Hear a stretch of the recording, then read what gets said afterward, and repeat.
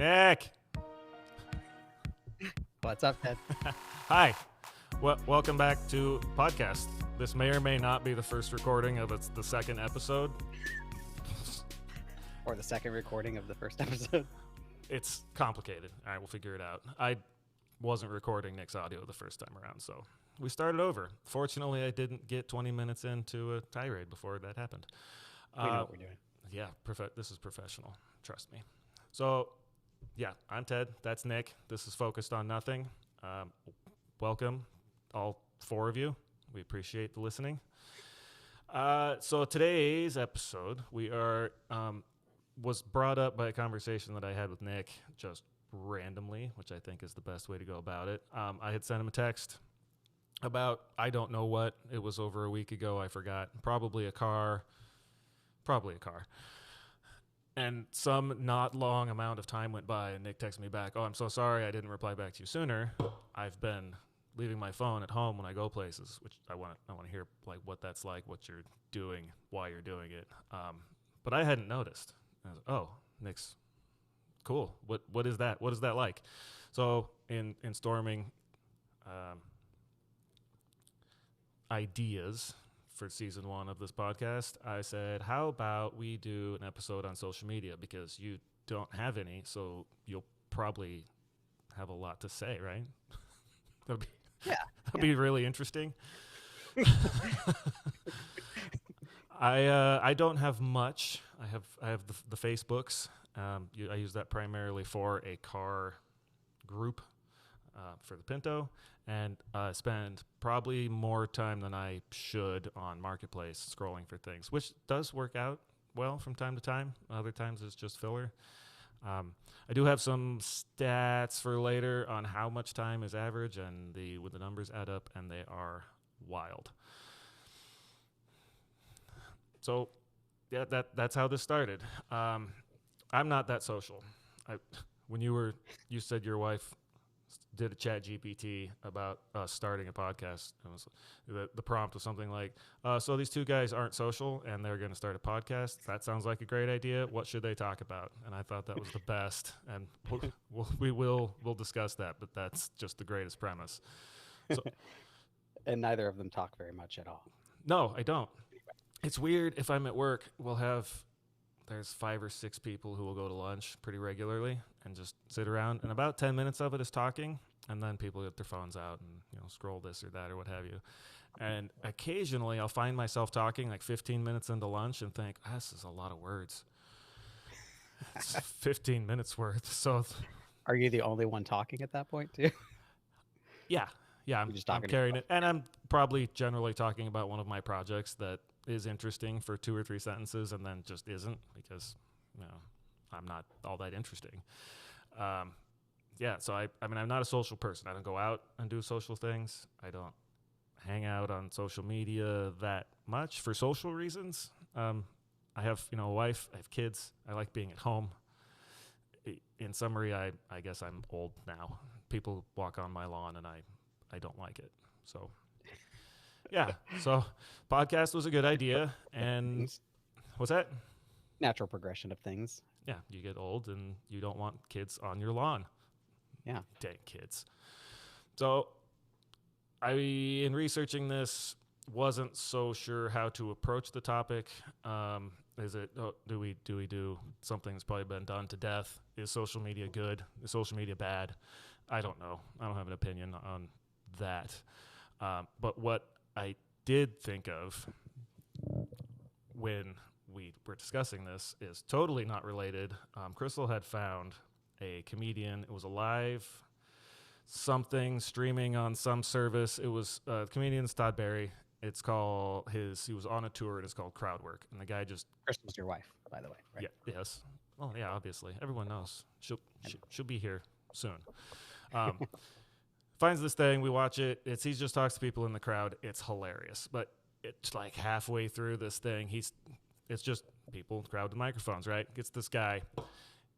Asks him what he does. Oh, he's in a band, and it's great. And he's like, oh, and anything. Where do you post your music? And it's on MySpace. And this was 2014, 2015, I think.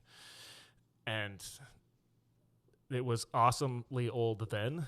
Since then, and I have updates on MySpace, it's gone. Basically, it died. But just him talking to this guy. I went to his MySpace page for the band afterwards. The band is called Avant Abstract, and Todd and this guy have a great conversation. Concluding with nearly at the end of it, and I know you haven't gotten to it yet, but you need to listen to it. He goes, "So where have you played? Anywhere I'd know?" And the guy goes, "Around towns." And I'm sorry, I don't know why. I loved it. I was unable to find that for so long on the internet, and then in researching for this podcast, I found a copy of it on YouTube. So if you go to YouTube and you search Todd Barry, crowd work, you can find it, you can watch it, do it while it lasts. It's amazing. So, totally unrelated story, but MySpace. So back to MySpace. I did some research. According to the Wikipedias, July 2005. Oh, I don't have the origin of MySpace. Oh, it says it was launched in August of 2003. Wow, that long ago. Yes, August of 2003, and then obviously it was growing. I think almost everyone, sorry, no attack on Nick, had a MySpace page. How dare you? I never did. I think, pretty sure. You didn't have one either? No. I think Tom, Tom was everyone's friend? Tom. Oh, yeah. Yeah. Yeah, Tom. That's right. And I don't know if Tom was the creator because my prep work is on point. No, it had to have been. Yeah. Possibly. Sounds right. So it launched, and in my memory of it, it was for musicians primarily, right? To go and put their music up for other people to find it and consume it and get around the huge production or contract needing of record labels. You could go there, you could put your music, and you could be found. Whereas now it's everywhere, right? I can go upload music to Spotify myself. Like, I can upload a podcast to Spotify myself. So this wasn't always a good idea, right? And they have to take it. That's right. And somebody's going to listen because it's good. But sometimes it is. Volume of people on Spotify. Someone's going to listen to it. Yeah. And I'm not recommending this, but I have heard that you can make a song of the minimum length or a playlist of songs of the minimum length, and I use the word song loosely, and put them on there and then pay a probably stand-up company for listens to get your music listened to. Mm-hmm. And after you get so many listens, you get paid. And I think, at least for a short time, you could pay an amount of money, and then they would go in and do whatever they did in the background to create those listens you paid for and possibly make more money than you paid. So you'd be profiting. Yes. This does not sound legal. I'm not recommending this. I'm not looking it up. It was a thing I heard. It was well documented at the time. I believe it. But that's a thing. Well, yeah, that's always been a thing, I would think. Just getting clicks, accounts. Yeah, clicks, views. That's the social media, right? They have influencers. I guess people make a living doing that. YouTube. I do watch a lot of YouTube. Again, car content, big surprise. But I find it entertaining. So I guess if you can do that, good on you. Go for it. So my notes on MySpace started, I said, August 2003. In July of 2005, it was acquired by News Corporation for $580 million. So go Tom, if that was you. And in 2006, surpassed Yahoo and Google and became the most visited website in the United States. Most visited. Not bad. Not because of the music, though. Everyone I knew who had a MySpace account in 2003, which we were just out of high school, right, was on there to be social, to find friends, to find contacts, to stay potentially in touch with people you had just been in high school with or that you met, I don't know, at the club or the pool, wherever people meet. But it was, I think, started for music, yeah, and then turned into basically the first major social media platform in the U.S. Yeah. Sadly, value has declined, and then quoted here from Wikipedia, as of October 5, 2024, MySpace was placed in read-only mode, and no new articles have been published since 2022. Said most images on the sites are broken, and existing songs also could not be played. So, to challenge this, back to Todd Barry, I looked up Avant Abstract, went back to their page, and it's dead. Oh, There's like 2 or 3 albums I think it says you can play without paying for them, but they don't play. There's no images, nothing works. You can, because I'm dedicated to research. You can find their amazing music on YouTube. It's all instrumental. It's mostly like drums and bass. There's some guitar, but it's instrumental and it is abstract. but after 22 years, MySpace has failed in its mission To what to was help musical artists. Oh, yeah. Yeah. I'm sorry. Avant Abstract It never was blew up. terribly successful in a completely other way that it never intended to be. But Yep. So, yeah.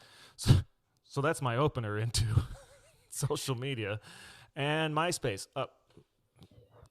Before, on topic here, we're definitely focused on what's going on. We never said hello. Hi. What's up, man? What's new? Yeah. Hi. Oh, yeah. Good question. Absolutely nothing.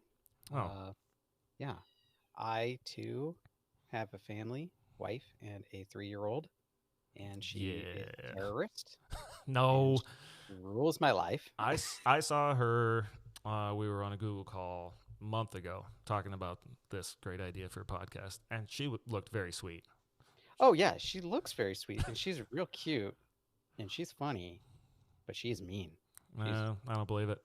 she's terribly mean to us. Oh, okay. Well, all right. You want to spend some time with her? You can see. I would love to. You live many feet away from me. That's a long walk. Yeah. Speaking of that, you knew. No one else does. Well, the 4 people who are going to listen to this are probably the people who already know this, but Crystal, my wife, and the kids are in California right now visiting their grandparents.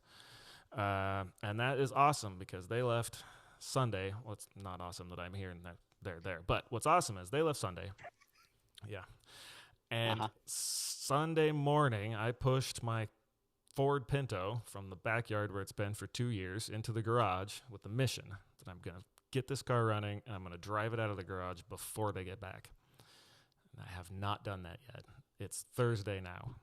I have one more evening after work and then a morning and probably half of an afternoon. But the car runs. It has a battery installed in it because that was on the floor when I started it. The gas tank is now in it. I saved that to tell you now because it's a great story. And it's close. I think I can do it. Okay. Yes. That's exciting. It's exciting that it's running. Yes, it fired up. I'm sure no one cares. It has an engine from a Ford Thunderbird from 1987. It's a 77 Ford Pinto, so it doesn't belong there. But it's now running. It sounds great. It's on jack stands in the garage, ironically, and I'm going to get it back out and take it for a drive, and it's going to be glorious. So today's fun was install the gas tank. And Okay. have you ever installed a gas tank in a car? You have. No, have you? No, I've never dropped a gas tank. Fortunately, I haven't had to do that. So maybe it's a good time to not talk about social media. And so how do you access the gas tank? You have an older Ford Ranger. Yeah, I can get to mine, but I take the bed off. It's right there. Or there's straps, typically. You just undo the straps and it. Well, sure. That's what I'm doing. I have a car. It's in and out. So it's a project. It has a fuel pump that shouldn't be there. It's in the way of things that should be there. And so eventually what I did after installing and removing it probably 8 to 10 times before we started recording, cut a giant hole in the floor of the back of the car so the fuel pump would clear. So that's a new thing. I'll send you a picture later. Okay. No one can see this. And, maybe I'll put the picture up too because it's exciting, but probably not a safe thing to recommend. So just imagine a hole in the floor of a car that runs and is known by the masses as an unsafe car. So Yeah. I don't think it's a secret that the Pinto, I think it's legacy. Most people know its legacy as the car that explodes if you hit it from behind. yes. I think. But can you shed any light on that? Is that accurate? Did they address that? Was that Well, Ford. because I think we did talk about that at some point. But Yeah, we have. for listeners. I don't know if I want to get back into that or actually go on with what we came to talk Yeah, about. So, hey guys, we call this focused on nothing for a reason. yeah, Okay. but I yes, I think a good idea on that, since people love cars and podcasts about cars where you can't see anything, is a great platform. That's more of a story, and I'll prepare that. We should do an episode about cars. You work on cars, I work on cars, and go over what did happen, because it was basically just it was a leak from Ford of an internal memo, and the media got a hold of it, and it turned into basically the real life corporate version of Fight Club, without the Okay. fighting and murder Intense. and Yeah, I'm no sure. blowing up of buildings. No, but it was. You remember the premise of when they met on the plane? Or I'm not going to give away Fight. If you haven't seen it, you should have. I could spoil it. Yeah. Whatever. But the premise was the insurance companies and claims and risk, and that's kind of the background on the Pinto. But I would have a good time spending more time on the details and the what and the how. And basically, it's got a terrible rap. There is a movie that I can't think of the name of that will be included in that episode if we do it. Basically, poking fun at it, where it's a chase scene, and there's a military vehicle, and they're like, there's this Pinto randomly in a field, and they try, oh no, it's a Pinto, and they try to stop, and the bumpers just touch, they go ding, and then the whole scene explodes. It's hilarious. And I get to talk to people about that all the time. Oh, you have a Pinto? You know those explode, right? I'm like, yeah, they don't. They can. It's a small car. Anyway. Yeah. Back to social media.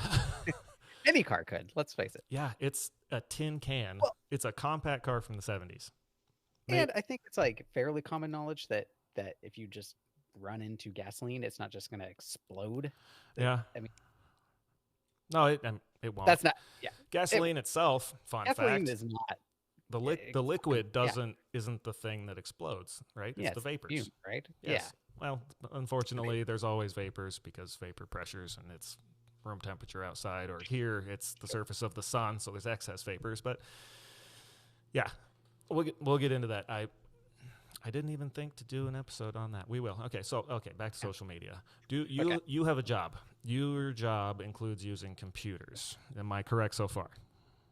Yes. Excellent. See how good I am at this? Yeah, I know Nick. I've known Nick a long time. That's not the point. The point is, does your company, without getting into too much detail, do you use Yammer at work? Absolutely not. Do people use Yammer at work? Does your company push this thing? No. But you know what it is? I do, and the only reason I know what it is because when I was getting my graduate degree, the university had Yammer, and they had made a couple of pushes to get people to use it, and no, not a single person. I don't think I ever got one message on that platform because it was. I don't know why. Like, what? Wait, do you use Yammer? Is this why you're asking? I'm aware of it, right? I also work, corporation. There's Teams, and there's Yammer. Yeah, Teams. I'm fine with Teams. Why do you have Yammer then? Yeah, a bunch of people are remote or at different sites around the world, or external customers, or what have you, and so it's nice to be able to get on it's basically just a call, but you can have a bunch of people in there. It's functional. We can get together. We can talk about a problem. We can come up with a plan. It's cool. Oh, okay. But it's live. If I'm not doing live meeting, I have an email account as well, right? So no, I don't use Yammer, but I get added to groups of people within the company that use Yammer, and then I get emails whenever something's posted to a group that I'm attached to involuntarily, and now I have an email that it could have just been an email. So have you used Slack before? No. Okay, I'm just wondering if it's similar to that. But anyway, sorry, go on. It's corporate, right? So I recalled in again doing research for this, like, oh yeah, Yammer, what is that? So just searched it, and I found a Reddit post in our Office 365, because Yammer is part of Teams, which is part of Office 365, which is all basically the same things we've just been talking about. And there's the first post. This was from 5 years ago, probably when it was newer. It's the head of a Office sysadmin person saying that we use it for this and it's fantastic and the sites and the remote and COVID and all this other stuff, talking it up, but it is also a sysadmin. And then I scroll down a couple more and I don't have a username because I really would have liked to share this one. And it says, essentially, it's Facebook for work. Okay. And that's what I've seen it as all along. Like it's just social media for work. I'm not social in my private life. I don't go to work to be social. There's another Nick who we will have on for an episode later. He loves to tell the story about the first time we met. And he says, I told him, we didn't know each other at the time, I'm not here to make friends. I'm here to do work. And I can't say that I wouldn't have said that. I don't think I would have said it like that. But That's blunt. I'm a little blunt. That's not great at times. We're buddies now, so if I did say it, maybe I was reading him like, this guy can handle this. He can handle the truth. But, I mean, it's work. I'm not there to be social. I enjoy the social aspects of lunch, like we talked about earlier. I enjoy knowing people who have common interests with me and, talking about hobbies and stuff. But I just don't need social media at work. It seems out of place. But it's blowing up. It's strong. People like it. People are using it, really? Yes, apparently. Wow. Yeah. So that's Yammer. I don't know what it is. It's Facebook for work. Another thing I learned this week. I got a new laptop for work. I have to go through, download all my software, get all my settings set up. And Office 365 is so cool that all of the apps now just open in Chrome tabs. Like if I open an Excel spreadsheet from Teams, Chrome tab. If I open a PowerPoint from Teams, Chrome tab. I had managed on my last computer to get that to not happen.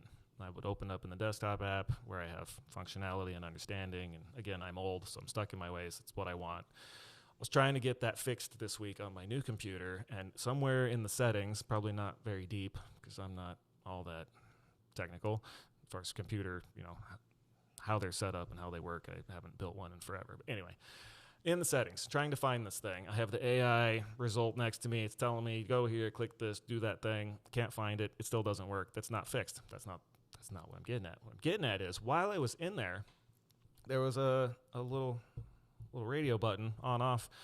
Would you like to have Excel tied to LinkedIn? And I said, no. I'm here to make tables and process data and make plots, and I don't need LinkedIn data from here. I did Google that one later, and according to the AI Googler, it allows users to export and manage data from LinkedIn, like connections and analytics. Were people just clamoring for this and they just decided they must to do it? I don't know. But again, and then LinkedIn is another social media, right? It's advertised as being for jobs, but and I do have an account. Social media, yeah. And if I need to find a job, I will go there. I've been there a couple times this week. But I don't use it. I don't find, maybe connect with this person, connect that person, and make this grand network of professionals that are people that I've never met. Okay, that's not entirely true. Probably the majority of the connections I have, and that's air quotes, are people that I do work with or did work with that have just found me on there because I have a name and I put what my job is. And they're like, oh, I know you. We can be friends. But then as social media does, it grows, and then you're shown to other people, and they're like, oh, I'd like to connect with this person. And it looks a lot more like a big social media gathering where you may be able to get a job. And I, again, don't have much experience using it to find a job. Hopefully it's a fantastic tool for that if you need it, because being in a place where you need a job is... Yeah. So have you used it for that? I have, yeah. And it's, I would say that I've had fairly good success with it. I mean, most jobs are found, I think, typically through people you know. So if you know somebody, you'll be able to get a job. But I mean, they do, obviously there are ways to, and there are many jobs posted there you can apply to, and yada yada. But I don't think I've ever applied to one and actually gotten an interview directly from that. Oh, dang. Yeah, but one of my favorite things to do on LinkedIn, I don't use it either much. It's very rare. But if I do go on there, I do very much enjoy flagging posts that are not in any way related to professional the What? professional environment. Like, give me an example. I've not seen this. What are we That's talking that's about? my very crotchety side. That it's something where people will, Get out of here. there's posts where people will be like, and this is maybe a terrible example, but like, this young girl beat cancer last week, and she's holding a sign, and they're very excited about whatever that situation. But it's back to just after getting likes and all that. That's my cynicism. Like, I'm fairly certain that they're doing it just to get likes and comments and people going to their profile and all that. So I enjoy flagging those. Not that they're taken down or anything, but it's fun. So I was listening. The example given is that you went and flagged on somebody who had survived cancer. You're like, get out of here. Yeah, well, I don't remember. I don't think I've necessarily flagged that one, but something along those lines where it's like it's very much not job related. Fair, Very much. fair. I do, and when I am on Facebook, and so in preparation for personal experience, so I can pour out my heart on the internet.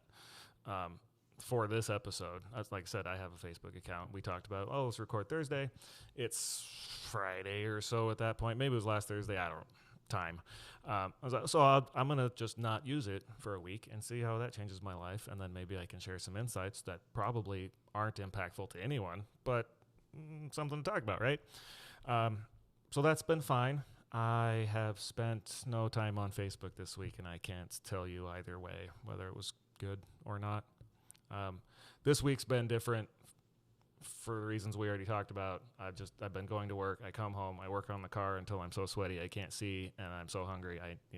It's like stars, and I need to go get food. So I come inside, shower, food, and try to recover for the next couple of hours before I go to bed and start over.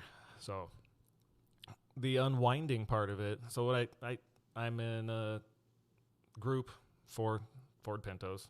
We find parts. We share, pictures. Hey, I did this to my car. This is this car. This is a rusty pile of junk. Here's parts for sale. I enjoy that. That's basically all I do there. Like I said, except for Marketplace, where I go buy stuff I absolutely do not need, such as at least some of this recording equipment. But it was for a good cause. Now we're using it. It's great. And that's about it. So while unwinding for the couple hours before bed, I would just from habit pick up my phone, pop it open, like, oh no, I decided I wasn't going to do that this week. And with all the work I've been doing on the car, I was more than a couple times like, oh man, I'd like to throw a video. Should I show this thing it runs now? I haven't driven this thing for 2 years. But it's to share, but it's also to get the feedback, right? That's, I think, a big part of what the social media drive is for the contact and the feedback and the positive reinforcement that is enjoyable. But it also comes with keyboard warriors and comments, unsolicited negative comments that can cause negative stressors. Oh, speaking of stressors, I've been just slacking on this. Ready?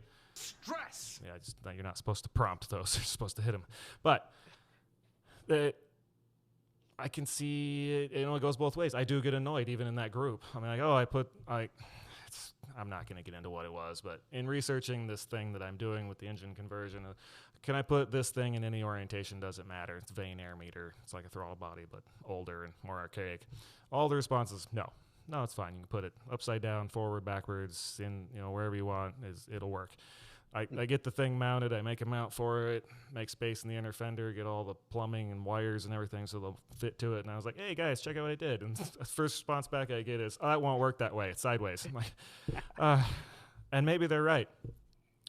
I didn't respond. I didn't want to start a fight. I'm just there to go encourage people and help with knowledge. If I can. Have you done this? Yeah, I've done a bunch of that because I've had the thing for years. But it goes both ways.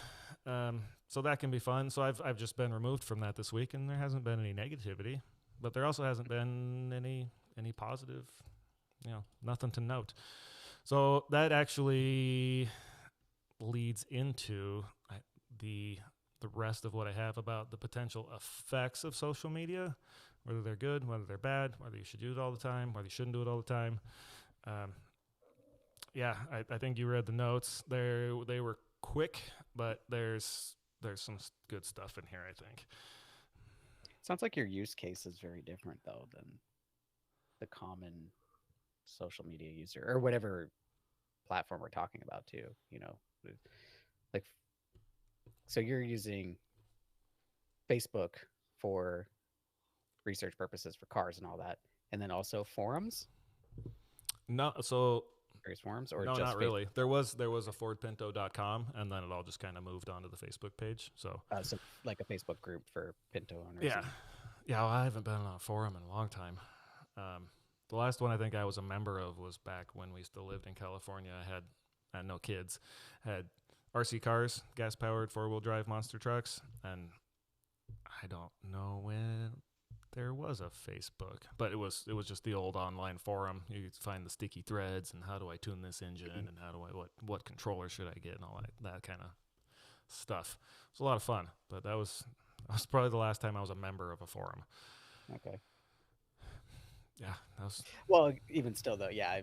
I mean, I think it sounds like your use is very specific. It has a very specific purpose, and Yeah, maybe. probably I most still of the get other into people- scrolling because I have friends, right? Yeah. Oh. Right? Oh, still recording. Sorry. GarageBand had a pop up. I was like, "Do you want to use this device?" And I was like, "I don't know how to answer that." You want to continue recording this dribble? Yeah, you've been doing this for 7 minutes now. Do you want this? GarageBand's AI has been listening, and it is not I pleased. said, please don't post this anywhere ever. Hot garbage. So to the stress part. Stress. I found one article. I'm sure there's a lot of them, but the in-depth research provided here is one article by Dr. Well, it says PhD, Clay Drinko, PhD. So Dr. Drinko. If that's not the one you should use, I don't know which article to go Wonder what off he of. did in college. It doesn't. I don't know. I'm just kidding. But this article is on psychologytoday.com. It seems very legitimate. Has links to a couple of scientific studies, and I have not read. I don't know if you have. I had not read scientific studies from like a psychology point of view. Are we still recording? I did it again. Yep, still recording. This is going to be a fun game.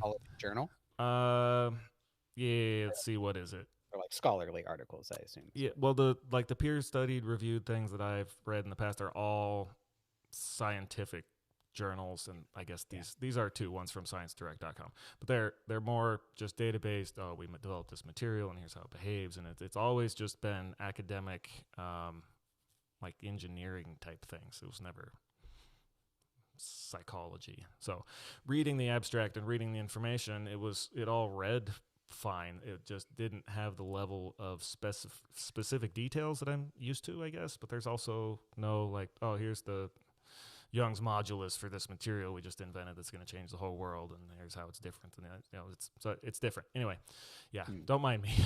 It's just they're there. I'll quote them. It's useful stuff. So Dr. Drinko published this article, and the title of it is, and I'll have a link for it, The Psychology of Quitting Social Media. Has key points at the top. On average, people spend more than 2 hours a day on social media. I don't know if I did. There was a bit of scrolling. There was, lunch breaks. I'm waiting on an ad on this YouTube thing I'm watching, and the habit's right. Just pick up the phone. Well, not for you because you're smarter than me. Pick up the phone, open the Facebook, scroll that. Oh, the commercial's over. Back to this. Just the constant. I need input. I need entertainment. I need stimulation. I do have that. So not so different. I'll have numbers later for what that 2 hours turns into in a year, and it's impressive. So then, next one, quitting social media can lead to decreases in stress levels. Stress is a disease, people, and I am the cure. That's right. You tell them. As social media is addictive because of variable rewards. We discussed that a little bit. And then if done impulsively, quitting social media can also lead to loneliness and decreased satisfaction. So down to the studies, the goal is, is the topic of less stress here. And then the first study is from ScienceDirect.com. And it says in the abstract, the title of it is Short Abstinence from Online Social Networking Sites Reduces Perceived Stress, Especially in Excessive Users. Okay, that sounds good. Pretty straightforward. Yeah. Yeah. So the claim is abstaining, take a week off if you do it a lot, or take 2 weeks off, on purpose, intentionally to de-stress your life a little bit. And we remove those variables. The thing that stuck out to me in the abstract was they call them online social networking sites. In parentheses, it says SNSs. SNSs. So and then the whole rest of the thing just refers to them as SNSs and SNS users, and it sounds way less good than I thought it should. I don't know why I found that entertaining, but I did, so I'm sharing. I don't get to what they said. So from that study, kind of what we already talked about, when humans obtain a reward that is temporarily linked to their behavior, they will likely perform that behavior again. I read that as we're like dogs, right? You reinforce positive behavior, sit, you get a reward. Here's, next time I say sit, you get a reward. Then eventually, the reward does go away with the dog. Well, I have a dog. He doesn't get a treat when he sits. He is appreciated. He behaves, and he has food and a warm place to live and all that. But it's the reinforcement changes, and I think that's the variable reward that they discuss in this article, because it's not always the same. You can post one picture on Instagram if you do that and get hundreds or thousands of likes, and you can post another one that gets 2, right? If you're a giant influencer type, you probably get a whole bunch every time because you just have the following for it. But it's variable. And it goes on to say reinforcement occurs to a greater degree when rewards are obtained on a variable intermittent reward schedule. So you don't know what you're going to get, so you just keep throwing stuff out there, and then you get a big hit back. And like, yeah, I'm amazing at this, and just that's the feedback given, which builds you up. I get that too. The story I just told has put a picture up of the car. Everyone loves it. It's a fantastic thing. Put another picture up a week later. You did that wrong.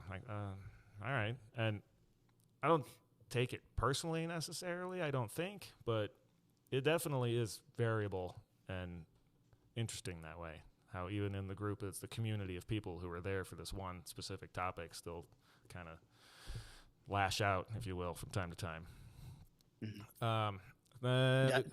Did it bother you at all, or does it affect you? The person just the unsolicited, you did this wrong. I didn't sit great with me. There was another one, again, same group. Car stuff people are going to love. Great content. Mounted turbocharger for the new engine. It has an oil feed line, oil drain line to lubricate the inside of it. The oil drain line was an old Ford thing that's just obsolete, and I needed a fitting I couldn't get, so I upgraded it.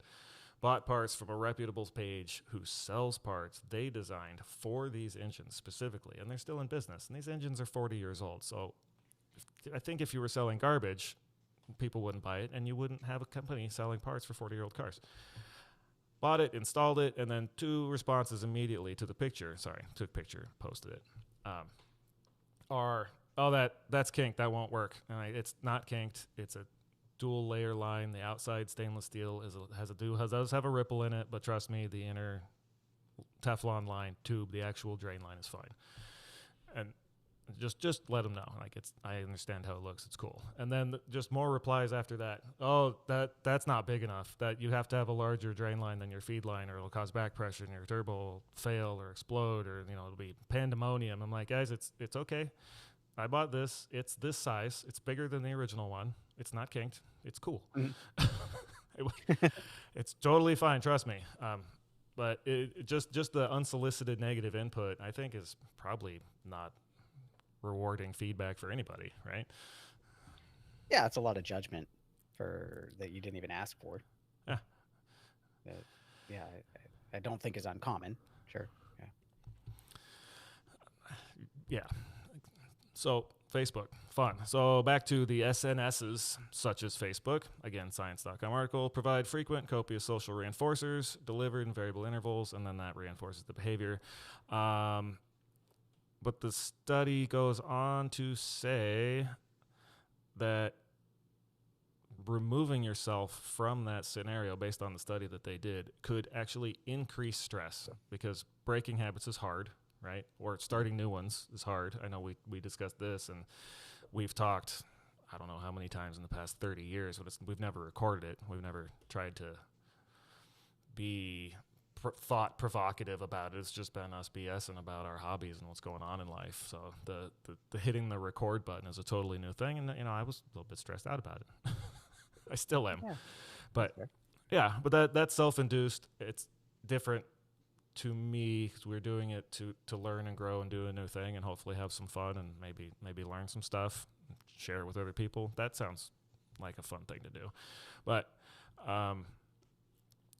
the study says that breaking habits is hard, and people may experience stressors such as withdrawal, temporary social isolation, emptiness, reduced rewards, and increased fear of missing out. Then goes on to say, however, abstaining from SNS's use may reduce stress by allowing people to reduce what is perceived to be a forced constant investment in social relationship maintenance. And there's all kinds of citations in there, and I'll put the link. But essentially, this is a ScienceDirect.com study saying that if you stop using social media, if you're an excessive user and you stop using it, your stress might go up or your stress might go down. We don't know. This seems like a pretty familiar territory in terms of these sorts of topics. Is, if you want to find something that will support you in it, you can find it. If you want to find something that supports whatever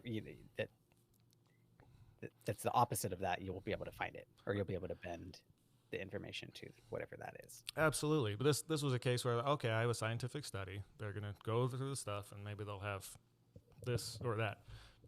But case specific. So no solution there. Nailed it. The article by Dr. Drinko then goes down to another study. This one is on, was it like library.com? It was a very interesting online library.wiley.com. Wiley publishes all the textbooks, right? Does that sound familiar? Yeah, Did I make that up? I'm sure you're correct. I wouldn't go that far. Let's see. Wiley, onlinelibrary.com.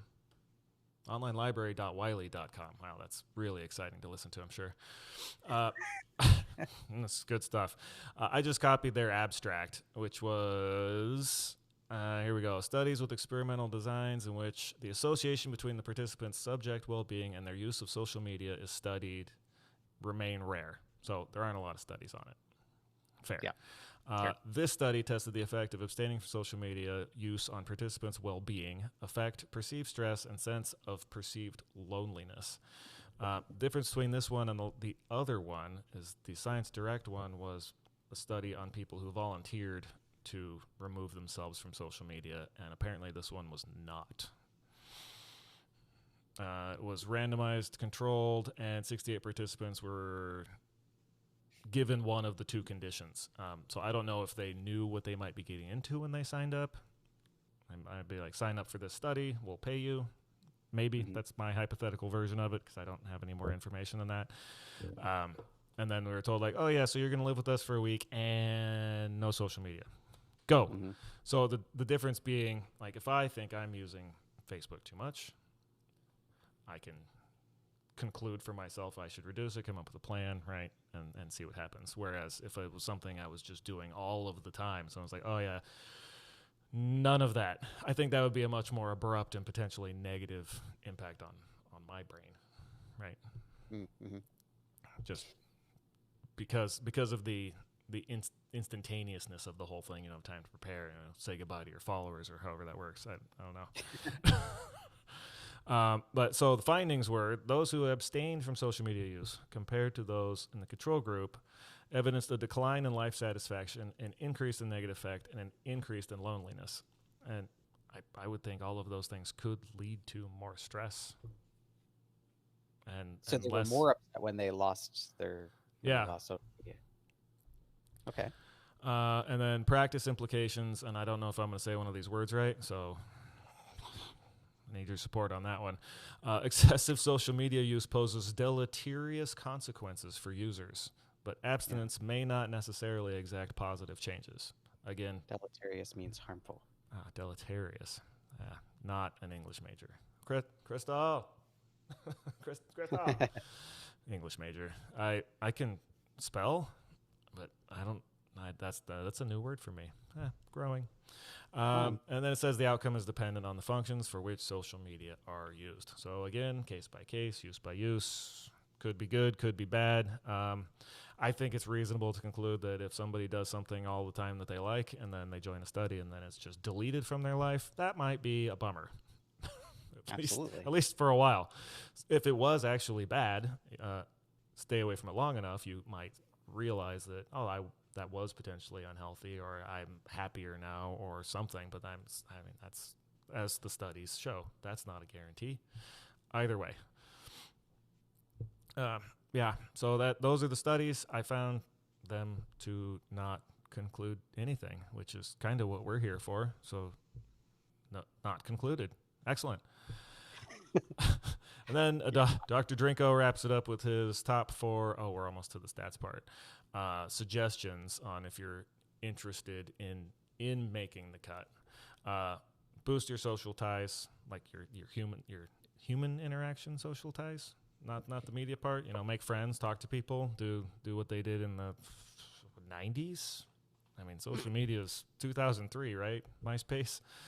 Yeah. There's one I'll skip that one because I don't have notes on what it means. Experiment with a social media free life and find other ways to stay current. Oh, I have pop quiz for you based on that one. And then give some examples about how he was worried about not being able to keep up with pop culture, which is fine for me because I don't care.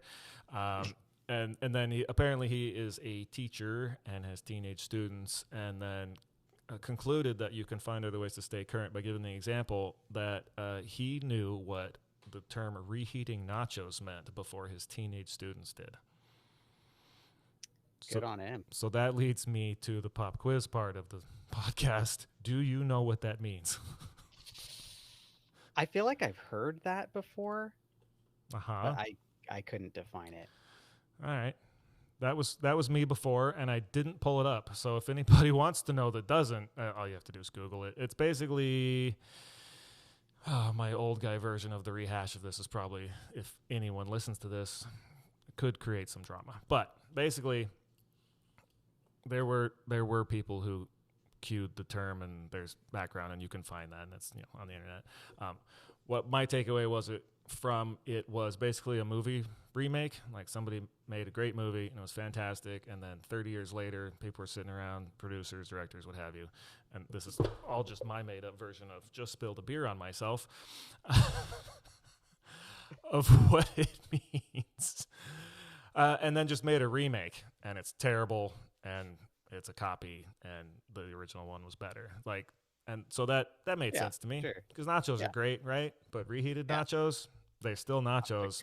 They're not good. Yeah. They're soggy and they're weird. Uh-huh. Yeah, very soggy. Well, chips are so fickle. Yeah. Particular little things. Yeah. Oh, but stats time, where I'm about out of information here. So he said at the beginning of it that the average social media user is on there, scrolling or whatever, for 2 hours a day. So 2 hours a day, 24 hours in a whole day, right? And then 365 days in a year minus leap year comes up to 30 entire days per year. Ooh. 30 entire days. And if you break that into like waking hours, assume 8 hours of sleep, some more, some less, whatever. 45 days of time. Yeah. Shit, man, that didn't sound so bad until you. 2 hours a day. Oh, that's cool. Oh, 45 days of this year, and I'm just doom scrolling. Yeah. Stress is a disease, people, and I am the cure. So with that, no, that wasn't based on social media. That was based on stress. But if potentially not being online so much doesn't cause you stress, because I don't want to cause anyone stress. if it could reduce stress and it could free up time for, learning an instrument, hanging out with your kids, going on a walk if it's not 110 degrees outside, that sounds cool to me. Yeah, yeah. That's a lot of time.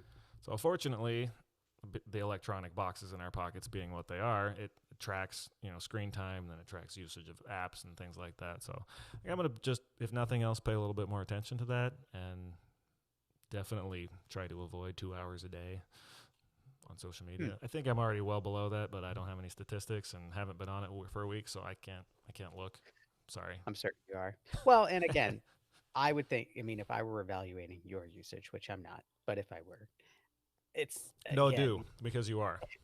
you you're on there for the purposes of learning it. Yes, you're sharing things but I mean, I discern that from a person who's just like you just said, doom scrolling, looking through TikTok or Instagram or whatever, which can be very fun, but I think that there's a difference between using your brain, which is what sounds like you're doing, which is learning stuff. I don't know. I mean, we could go in depth on that, but that's just my armchair sort of perspective on that. I have nothing else to offer on that topic. But that's all I have to say about that. I'm sure there are good purposes out there for it. There's got to be. Like a buddy of mine is a realtor now. Actually, I have a few friends who are realtors, and since they have joined that line of work, words are great. I do see they're posting this house is for sale or this video, this walkthrough, and so they're using it to promote their business, which is, if it helps them, then absolutely. And then I do interact with some people from high school, or that's all that really comes to mind, other than people that I've met. But has caused positive outcomes, and this is one case, very small market. There's a guy with a Pinto wagon that lives 30 minutes away from me, and he comes by and we work on his car and we work on our car and we chat on Messenger all the time. And this guy's a social guy, so he saw me in the group. Philly realized we live close together. Sent me a message, sent me a couple of messages that I just didn't reply to. So I don't know this guy, and then kept doing it, and now we're buds. Last year, we got together at the drag races. I was there for the weekend, and I was like, "Hey, I'm going to this thing," and he was like, "Oh, I'll come down for the night." And got a campsite and drag races. It was fun. It's a good guy. Awesome. But yeah. there's some positive, but just the time sink, and I do have found myself just scrolling again to just fill in the commercial break for the YouTube ad, and I don't. I do. If it affects me, I don't think I need constant stimulation. I think some quiet is good. So in my wind down like this week, when that comes up, I just think about something else, just kind of relax. It hasn't been bad at all. I'm not against it. I will be going back on and sharing all the videos of my awesome car running, but between that and Marketplace, which I don't need to buy more stuff, it just keeps showing me things that I want. The algorithm has me. Yeah, they've gotten pretty good with that. Yeah, for sure. They have. It's benefited the kids too, so what am I to complain? Yeah. All right, man. That's everything I had on this. Closing comments. What's your conclusion? You gonna go sign up for all of it now? I have obviously I've thought about it a lot. I have a lot of thoughts on it over the years. I've told you this before, but for anyone else, I just don't think anyone cares about what I have to say or to show. Like, I don't find any part of my life all that interesting. Yeah. We're recording a podcast right now. Yeah. I am terribly interesting, everybody. Okay. Yeah. Riveting. This is for us, and then we're blessing the public with being able to hear this glory that we have, because you couldn't find any of this without us.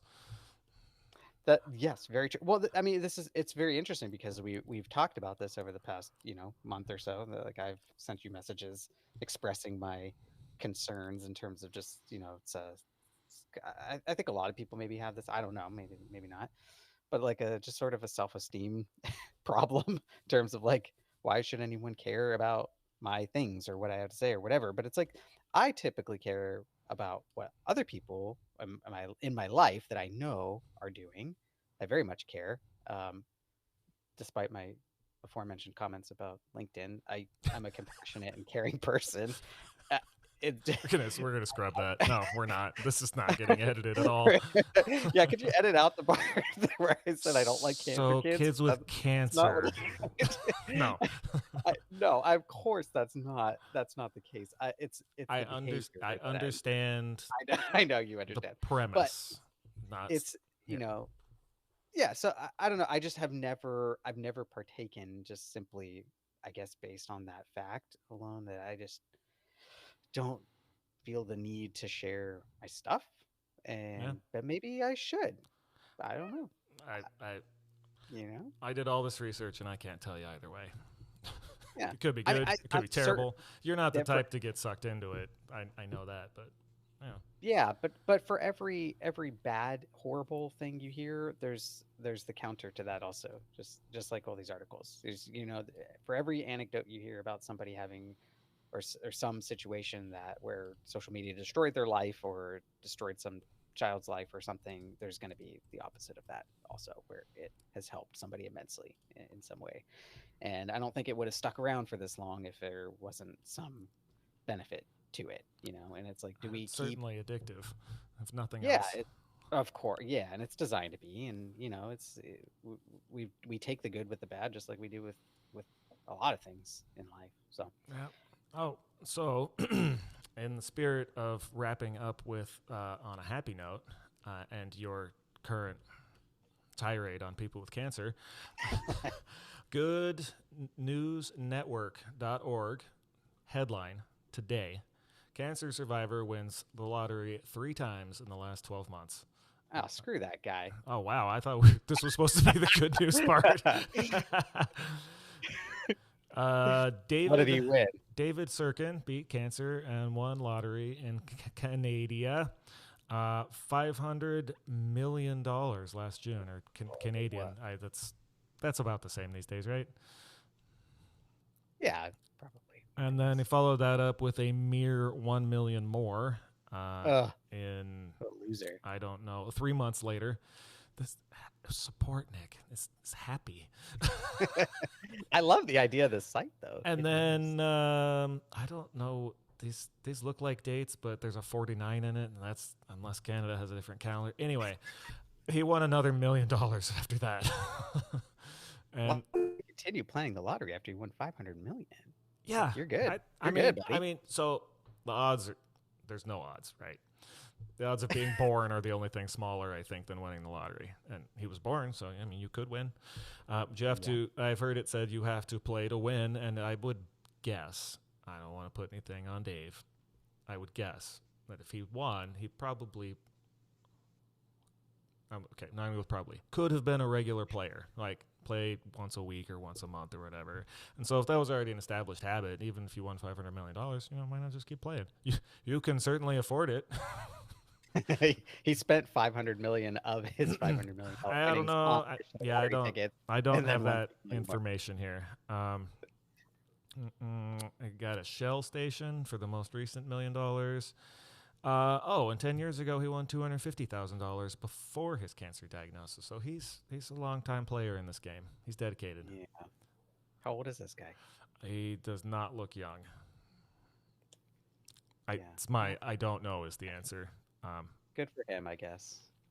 It's Lotto 649, I guess, is the name of the lottery he plays, and won 4 times now, and has been playing since it launched in 1982. Okay. Doesn't say how often, just says that he enjoys it. And it's a good time. How much he spent over that time since 1982. Not 500 million, I'm I sure. mean, you could, but yeah, dang, good on you, Dave. Congratulations, Dave. Yes, beat cancer, so Nick doesn't like you, but won the lottery, and he's okay with. He actually doesn't seem okay with that either. Yeah, I'm not okay with that. I think that is a great place to end this one. So, my friend, thank you for coming on and BSing with me for a while. It was a good time. Love it. Yep. And then cue outro. That was fun. Oh, email. What's our email? focusedonnothing@gmail.com. Send us emails. Yeah, we'll have a website too. Very soon. You should look for it. Okay, love you. Bye. Bye.